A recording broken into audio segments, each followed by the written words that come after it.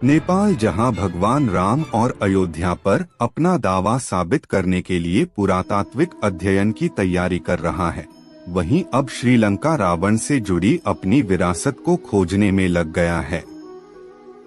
श्रीलंका के civil aviation authority ने कहा है कि वह पौराणिक किरदार रावण और उनके द्वारा इस्तेमाल किए जाने वाले हवाई मार्ग को लेकर एक शोध कराएगा। सिंहल भाषा में छपे एक विज्ञापन में श्रीलंका के एविएशन अथॉरिटी ने लोगों से राजा रावण और अब लुप्त हो चुके प्राचीन वायु मार्गों को लेकर किसी भी तरह के दस्तावेज या साहित्यिक प्रमाण उपलब्ध कराने के लिए कहा गया है।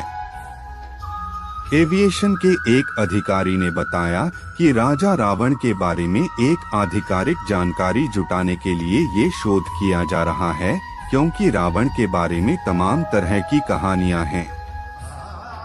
अधिकारी ने कहा कि रावण के विमान और उनके द्वारा इस्तेमाल किए जाने रास्तों को लेकर भी कई सालों से कहानियां चली आ रही हैं, इसलिए हम इस मामले पर स्टडी करना चाहते हैं।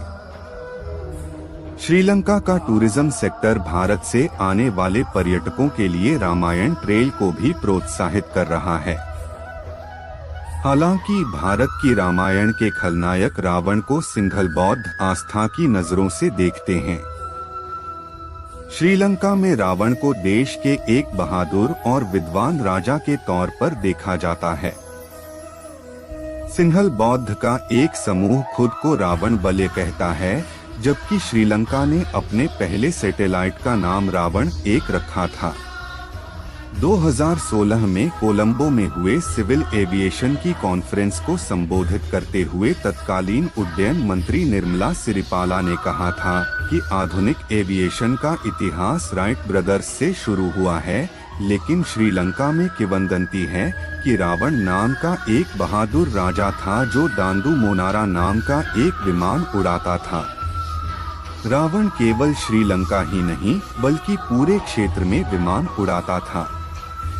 सम्मेलन ने निष्कर्ष निकाला था कि रावण 5000 साल पहले श्रीलंका से आज के भारत के लिए रवाना हुआ था और वापस आया।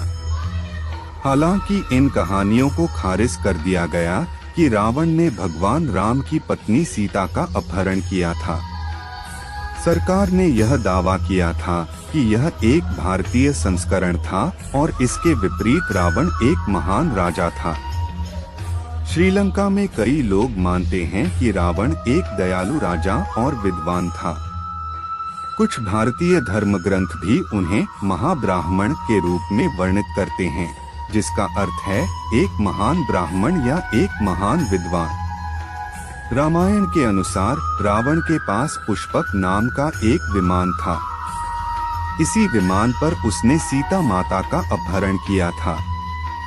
इससे पहले नेपाल के प्रधानमंत्री केपी शर्मा ओली ने नेपाल के थोरी गांव को भगवान राम की असली जन्मभूमि बताया था, जिसके बाद अब वहां का पुरातत्व विभाग शोध की योजना बना रहा है। नेपाल का पुरातत्व विभाग वीरगंज के परसा जिले के थोरी गांव में खुदाई करने पर भी विचार कर रहा है।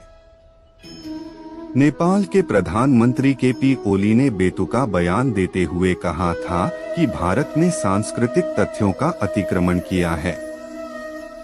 ओली ने कहा था कि हम आज तक समझते हैं कि हमारी सीता का विवाह भारतीय राम से हुआ था, जबकि राम की असली जन्मभूमि नेपाल ही है। इस दावे के बाद नेपाल का पुरातत्व विभाग भी इसके प्रमाण जुटाने के लिए अध्ययन करने जा रहा है। नेपाल के प्रधानमंत्री केपी ओली के दावे के बाद काफी विवाद हुआ था। नेपाल के विदेश मंत्रालय ने कहा था कि ओली के बयान का मकसद भारत की अयोध्या की महत्ता को खारिज करना नहीं बल्कि रामायण से जुड़े पौराणिक स्थलों और उसकी विरासत की गहरी जड़ों का पता लगाने से था।